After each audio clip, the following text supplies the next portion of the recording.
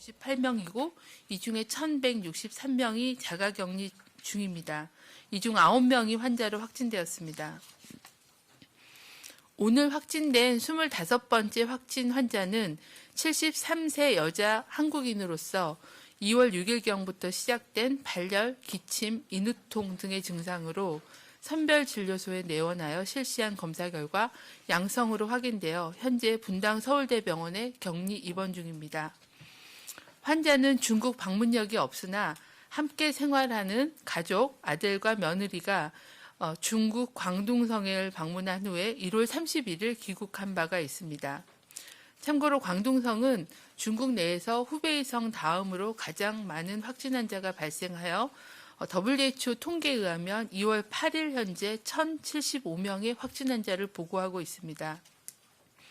아들 부부 중 며느리가 2월 4일부터 장기침 증상이 있다고 하여 우선 이 부부에 대해서는 우선 격리 조치 후에 검체를 채취하였고 현재 검사와 역학조사가 진행 중입니다. 네 번째 환자는 증상이 호전된 후에 실시한 검사에서 2회 연속 음성이 확인되어 완치 판정 후에 금일 오전 퇴원하였습니다. 3명의 환자가 퇴원하셨습니다. 해당 환자는 중국 우한시를 방문하였다가 1월 20일 귀국하였고 1월 27일 확진된 뒤에 분당 서울대병원에서 폐렴 치료를 받아왔습니다. 중앙방역대책본부는 국민들의 관심과 협조 속에 현재까지 감염병 확산을 최대한 억제하고 있으며 기본적인 감염병 예방 수칙 준수를 다시 한번 강조드립니다. 신종 코로나 바이러스 예방, 차단에 가장 중요한 것은 손 씻기입니다. 손에 묻은 바이러스가 눈, 코, 입을 통해서 전염되는 것을 차단하기 위해서는 수시로 흐르는 물에 30초 이상 비누를 활용하여 손톱 끝, 손바닥, 손등, 손가락 사이를 골고루 손 씻는 것들을 수시로 지켜주시기를 바랍니다. 다음은 기침 예절 준수입니다. 호흡기 증상이 있으신 분들은 마스크를 착용하시는 등 개인위생을 철저히 해주시길 바랍니다. 특히 의료기관에서 신종 코로나 바이러스 감염증이 발생할 경우에는 기저질환이 있는 등 유행이 확산될 가능성이 있습니다. 각 의료기관이 실시하고 있는 면회객 제한 등의 감염관리 예방 조치에도 적극 협조해 주시길 바랍니다. 불필요한 면회나 방문은 삼가해 주시기를 당부드립니다.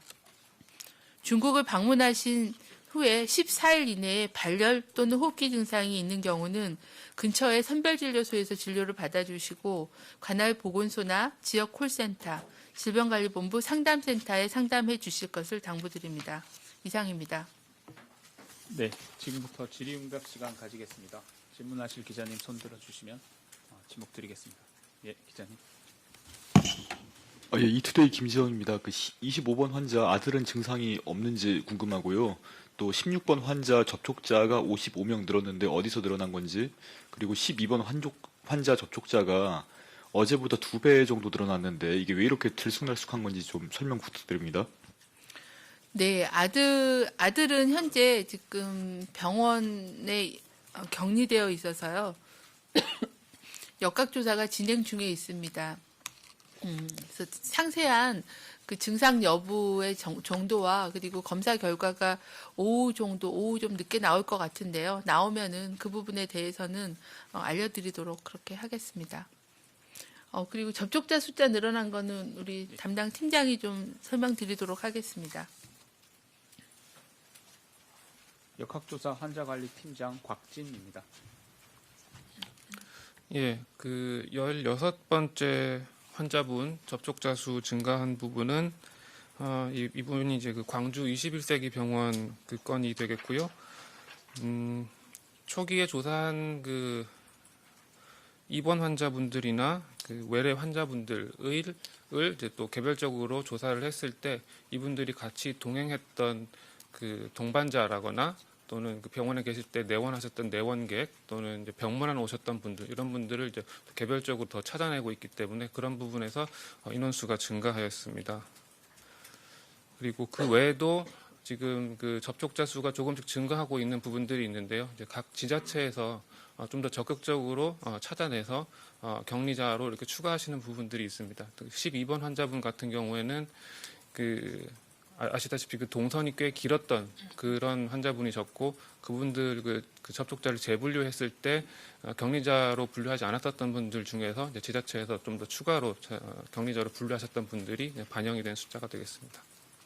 네, 다음 질문 받겠습니다. 네, 기자님. 네, 안녕하세요. 저 한국일보 변태섭 기자입니다.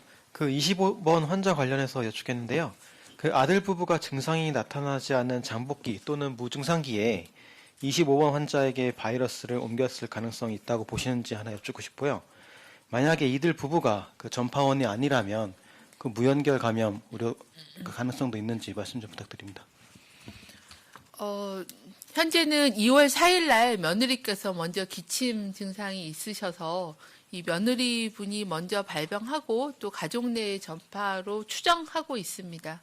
그래서 상세한 거는 이제 가족의 동선이나 귀국 후에 접촉력 이런 부분들을 파악을 해서 정확한 감염 경로와 감염원에 대한 조사가 진행 중에 있으므로 그 결과가 나오면은 상세하게 말씀을 드리겠습니다.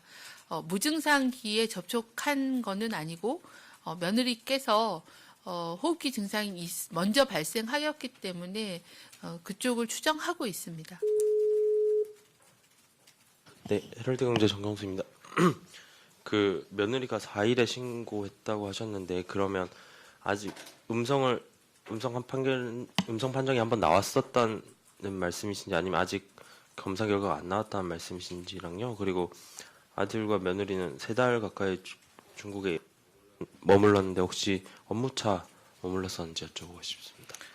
네, 그 며느리하고 아들은 아직 검사가 검체 채취만 돼서 검사가 넘어갔고요. 검사를 받지는 않으셨습니다. 약간 일부 언론에 그렇게 난 걸로 아는데 신종 코로나 바이러스 검사는 현재 진행 중이고 검사를 받으신 적은 없으십니다.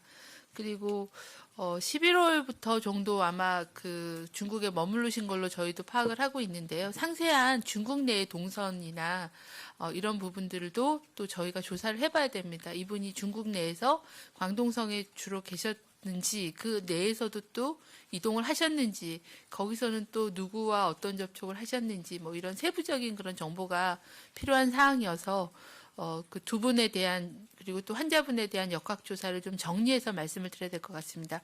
검사가 음성으로 확인된 적은 없습니다. 네, 그럼 당산에서 3분 질문 받겠습니다. 현재 한국일보 TV조선 기자님 순서대로 말씀 주십시오.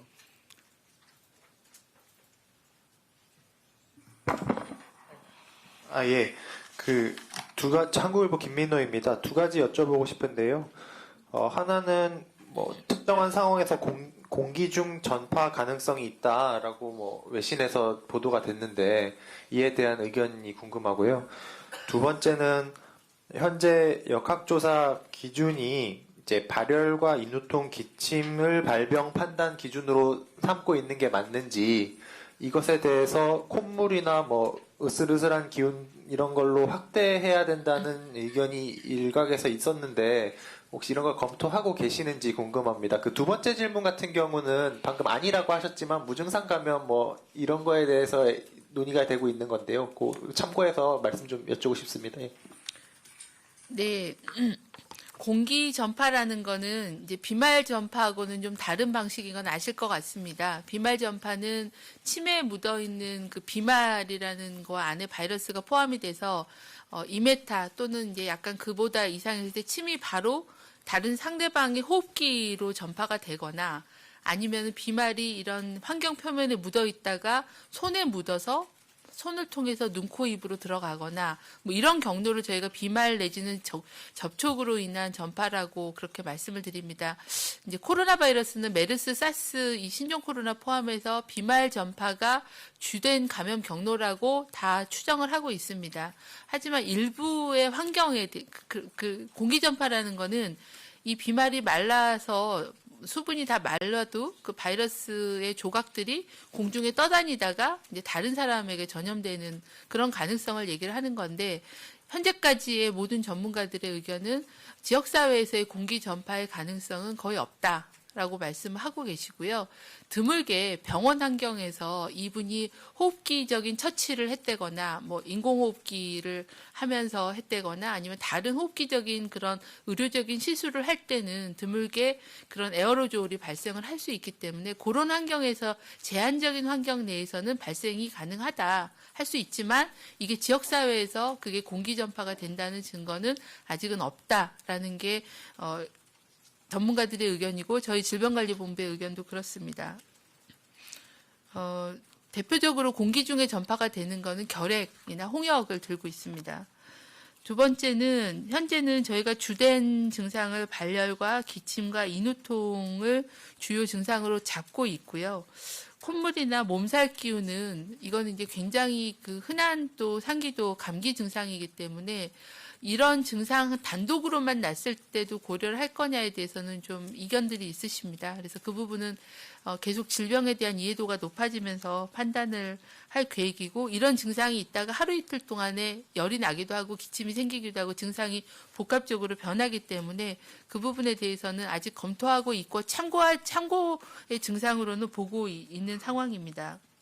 근데 단독으로 콧물만 있을 때 또 잡아야 되느냐 이런 부분들은 아직은 그렇게까지는 판단하고 있지는 않습니다. 종합적인 그 사람의 위험 요인도 보고 증상에 대한 패턴도 같이 봐야 될 것 같습니다. 굉장히 역학적인 연관성이 높아서 후베이성을 다녀오셨는데 콧물이 나는 거랑 뭐 일본을 다녀오셔서 콧물이 나는 거랑은 다르기 때문에 좀 종합적인 판단이 필요하다라고 말씀드리겠습니다. 무증상 감염에 대해서는 아직까지 학계에서도 명확하게 무증상 시기에 감염이 된다 안 된다는 말은 없습니다. 그러니까 가장 대표적인 사례가 독일 사례로 알려져 있었는데 독일 사례가 그 홍콩 그 중국에서 상해에서 온 그 여성이 독일에 체류 당시에 증상이 있었고 약을 복용했는데 독일 조사팀은 그 사실을 거기까지 확인하기는 어려웠다라는 그 약간의 오류가 있었다라고 발표를 한 바가 있는 걸로 알고 있습니다. 그래서 아직까지는 조사가 필요한 부분이다라는 거고 정확한 잠복기에 대해서도 더 연구가 지금 되고 조사 연구가 돼야 되는 상황으로 보고 있습니다. 네, 다음 TV조선 중앙일보 기자님 질문 주십시오. 네, 안녕하세요. TV조선 이유진입니다. 한 가지 질문이 있는데요. 이제 오늘까지 퇴원을 3명이 했잖아요. 그러면 이 퇴원 환자들에 대한 이제 이후 몇몇 환자는 뭐 10일 뒤 외래를 받고 이런 일정이 있는 걸로 알고 있는데요. 추적 조사에 이 퇴원 환자들에 대한 추적 조사에 대해서 네, 국립중앙의료원은 질본과 논의해서 결정할 예정이다 했는데 그 퇴원 환자들에 대한 관리 좀 설명 부탁드립니다. 네, 저희가 이분들은 이제 바이러스 음성인 걸 확인을 했기 때문에 전염력 차원에서는 이제 저희가 하는 대상은 아닙니다. 근데 다만 이게 신종 질병이다 보니까 이 질병이 이후에 어떤 임상적인 후유증이라거나 아니면은 항체 같은 게 이제 만들어져서 그런 면역력들이 어떻게 생기는지 뭐 그런 이런 질병에 대한 추구와 환자에 대한 상태 부분들을 좀 더 추적해서 조사할 필요는 있다고 생각을 합니다. 그래서 그런 부분들은 NMC에 구성되어 있는 중앙임상 TF하고 협의를 해서 그런 조사에 대한 그런 계획, 어느 간격으로 어떤 거를 할 건지에 대해서는 현재 논의를 진행을 하고 있고요. 그 부분이 좀 확정되면 퇴원 환자에 대한 조사 관리 계획들은 아마 주치 의사들이 계속 추적 관리는 할 예정입니다. 네, 다음 중앙일보 기자님. 네, 중앙일보 이에스더 기자입니다. 25번 확진자 같은 경우는 아들 내외에게서 감염됐을 것으로 지금 보고 계시는 거잖아요. 근데 네. 이 두 분이 그런데 증상이 없거나 혹은 뭐 잔기침 정도의 굉장히 미약한 증상만 있는 건데 이런 경우 사실상 그러니까 본인이 증상을 느끼지 못했기 때문에 무증상 감염으로 볼 수 있는 게 아닌지. 그리고 이분들이 아들 부부가 다녀온 곳이 광둥성인데, 지금은 그 후베이성 다녀온 분에 대해서만 14일간 자가격리를 하라고 하는데, 이제 그 범위를 더 중국 전역으로 넓혀야 되는 건 아닌지 궁금하고요. 한 가지 더 여쭤볼게요. 중국에서 복통으로 다른 진료를 받으러 병원에 갔다가 의료진을 대규모 감염시킨 그런 사례가 있던데, 그런 부분도 좀 사례 정의에 포함시킬 수 있을지 아까 콧물 얘기도 나왔는데요. 한번 설명 좀 부탁드리겠습니다. 네, 지금 이 며느님께서 어쨌든 호흡기 증상을 보이셨기 때문에 지금은 뭐라고 단언하기는 어렵습니다. 그래서 검사 결과를 저희도 예의주시하고 보고 봐야 되는 상황이고, 아드님도 이제 말씀하신 대로 주관적인 증상이 건강한 성인들은 뭐 이 정도는 뭐 괜찮아 이렇게 무시하고 넘어가는 증상일 수도 있기 때문에 어떤 증상이 있었는지 좀 소상하게 그 귀국 후에 증상에 대한 거는 확인을 해야 돼서 그 부분은 조사한 걸로 말씀드리겠고, 무증상기에 감염이 갖는 그 의미가 무증상이라는 거의 정의 자체도 조금 애매한 부분이 있기 때문에 이제 무증상 감염이다라고 지금 누구도 명확하게 얘기하기 어려운 측면이 그런 이유가 있을 것 같습니다. 나중에 보면 경미하게라도 증상이 좀 있었다 이럴 수가 있어서요. 그리고 현재 저희가 예전에 중국으로 그 사례 정의를 확대하면서 중국에 다녀오신 분들은 주로 뭐 그 의료계 종사자라거나 시설 종사자 하시는 분들은 업무 배제에 대한 요청은 이미 진행을 하고 있었던 거고요. 후베이성뿐만 아니라 중국 전역에 대해서도요. 그리고 강제적인 자가격리까지를 하지는 않지만 14일 정도는 집에서 머무르고, 그러니까 좀 자발적인 자가격리 상태에서 본인의 증상을 모니터링하고 이런 증상이 나타나면 선별진료소를 가시도록 그렇게 권고와 홍보를 진행을 하고 있습니다.